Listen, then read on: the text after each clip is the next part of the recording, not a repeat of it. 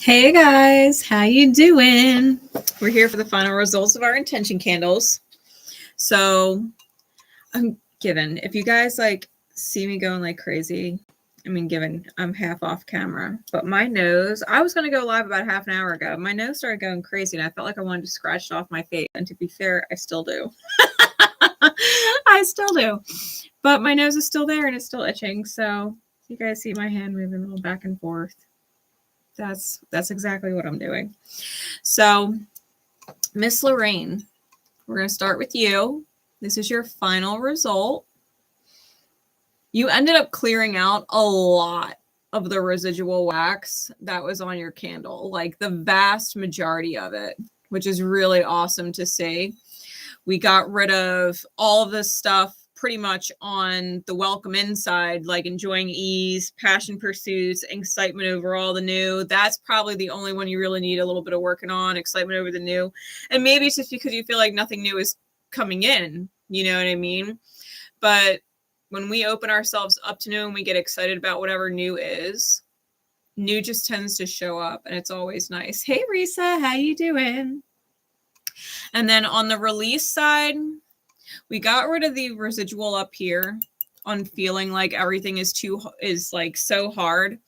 So I'm glad to see that cleared up, because feeling like everything is so hard is really it's a stagnant vibration, right? It creates stagnation. So seeing that clear up for you is really good. Feeling like a robot, he just does a job. That hasn't cleared out yet. But I think the worst part is the toxic tapes that play over in the mind. Out of all the different spots on the candle, that one had the most wax left over on the outside. So definitely make it a point to not refuse the thoughts, because anytime we refuse the thoughts, to be completely fair, it just makes it worse. So when you become consciously aware of those, quote unquote toxic tapes that play over in your mind, just be like, okay, I'm aware it's there. I'm going to play it through, and I'm going to play it through in full. And then I'm going to let it go. Because once I play it through in full, there is no reason to continue it. And then you could shift your focus to something else, but let it play through all of the way. And you'll actually start to find yourself like waiting for the thoughts to finish, because, you're bored with them, and it'll become less and less over time. So that would be my best advice for you between now and the full moon that we have coming up in Taurus. All right. Miss Sherry, we'll do you next. This is your candle's final result.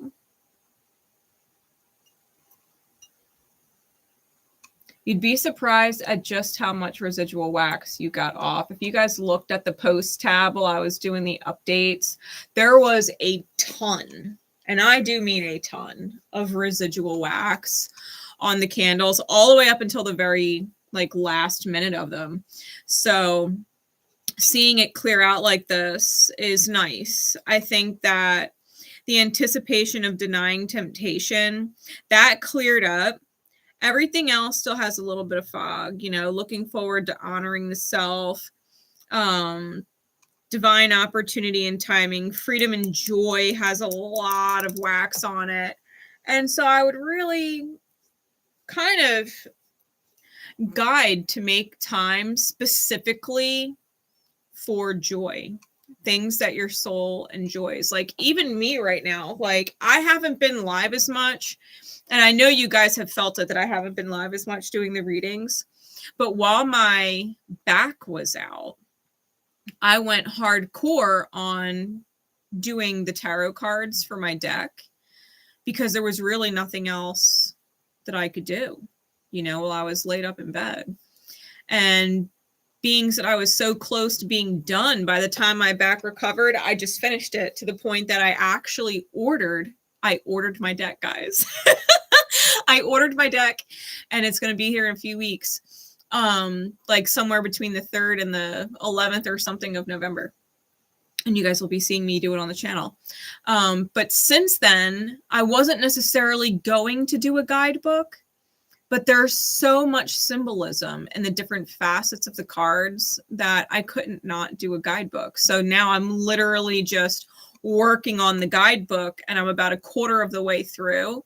So I'm trying to get that all situated and done.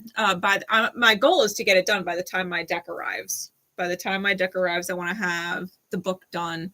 And so I haven't been live as much. I've been just literally grinding. And y'all know me, I'm ADHD as hell.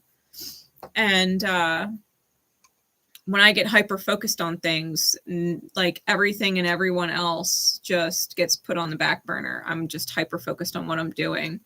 And that's what I've been up to. I've just been grinding away at this guidebook. And I think you guys are going to love it, to be completely honest, because I love it. I absolutely love it. I'm keeping it pretty simple. And I have an astrology check for each of the cards, so you guys can actually see different alignments that play into the energies of those cards. So if and when they come up in your readings, even if you don't get the deck itself and you just get the guidebook, like if you guys wanted to look up different cards that come out for the messages and see how it syncs up synastry wise, the current transits to your chart, or if you're cross watching things for other people, like how their synastry might play a role in yours. Like there's an astrology check on each of the cards. But point, Sherry, obviously I'm doing what I enjoy. And I think that it's a reminder to make time to do things that you can literally just get lost in because you love and enjoy doing it. If you haven't taken that kind of time for yourself to get lost in something, it would probably behoove you to do that, especially between now and the full moon in Taurus that we have coming up on November 5th, going into the 6th, right? Depending on where you are in the world. Being tired of the pain and fear that denying opportunity means it's lost forever were the two things on the release side that had some residual wax left over, especially being tired of the pain. You know, when we get comfortable feeling it every day, we actually don't know what the hell to feel when it's not there. And I think that's why it's so important to bring joy in, so that you can actually look forward to something different than the familiar, right? God knows, I think we've all been there, especially after, you know, huge cycles ending, or, you know, big life changes like moving, or, you know, ending certain relationships, or, you know, outgrowing certain people, or just the universe doing what it does and having things end, you know, especially when we're not necessarily entirely prepared for it. It's good to get back into joy. All right, so Miss Sherry, that's going to be the biggest thing for you between now and the full moon. And then for Elisa, here is your candle. This is your final result. You actually had quite a bit of wax on your candle throughout the burn process, and you could see there's nice clear spaces that ended up showing up, which I'm really happy to see. I feel like for you, with the letting go side, the unworthiness wound is on its way out. There's only a little bit of wax that cuts across right there. And the entitlement wound, okay, is where the biggest block is. And we feel like, you know, because we put up with so many things in life that we are entitled to certain stuff. But the reality is, if our energy is not in alignment with what we feel entitled to, well, then we're not going to receive it. You know, it takes me back kind of to like the book of Job, where, you know, people in general will kind of barter doing good deeds to receive good things. And that's not the way it works. And it's kind of a default that a lot of people run on just because of the way we grew up with religion. You know, even if you're not necessarily the most religious person now in general, you know, we grow up like that. And even if we weren't in church as a youth, our parents probably were. You know what I mean? And so that residual mentality, that entitlement mentality, is something that we grow up with. People feel entitled to energy. They feel entitled to certain money. They feel entitled to certain things. They feel entitled to certain experiences. And yet we haven't really done the work to get exactly what it is we're after. And so it's a reminder, you know, like it doesn't matter how many quote unquote good deeds you do. If your energy is off, your energy is off. And we just kind of have to humbly accept that that is the reality and refocus, right? As far as welcoming in positive energy, there's bits of residual on all of them. None of them are really, really super clear. So definitely work on acknowledging these things. You know, spirit always listens. If you're having a problem with it, you're denying a certain really spiritual truth. Spirit is always listening. It's actually impossible for it not to listen to us. It's just we think we're sending out a certain message and spirit reads vibration. You know, like words are powerful and all, but the energy and the vibration in and behind those words is really what spirit hears, you know. So spirit is always listening. Self-acknowledgement was the next one. I inspire me and deserved justice were the other things that were blocked. You know, what we really deserve is what is fair. You know, justice is what is fair. It's not about, you know, the entitlement, which is what that counters, right? Deserved justice counters the entitlement wound.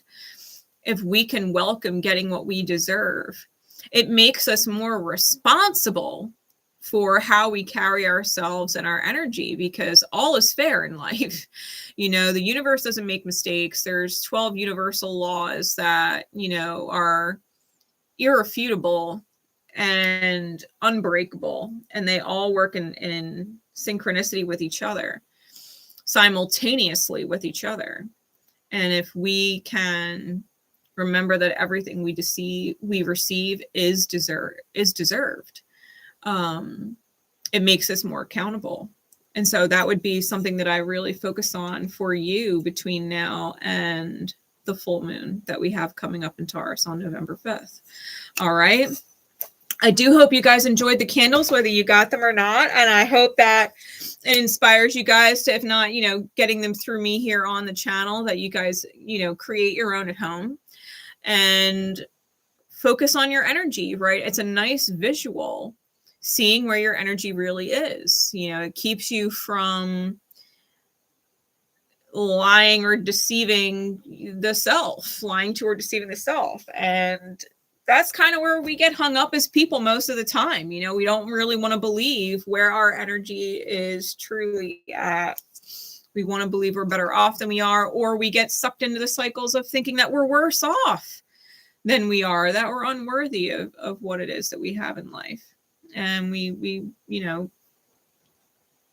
take to cycles of sabotage, which is wildly unfortunate. So seeing the truth and the reality of where your energy is always beneficial.